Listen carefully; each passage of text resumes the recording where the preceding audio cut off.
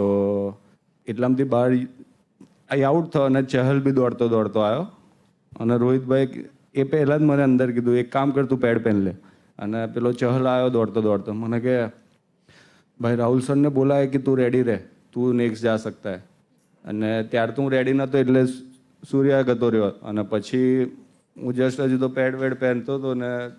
just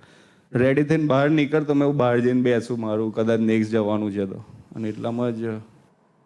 સૂર્ય out થયો અને તો મને કે એ તો જસ્ટ આવતો હતો હેલ્મેટ પહેરીને હજુ આવતો હતો ને હજુ એવું ને એવું ચાલતો નીકળતો એટલામાં હાર્દિક પાછળથી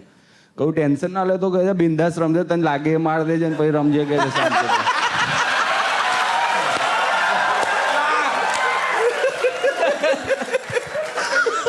મેં કશું વિચાર્યું જ નહીં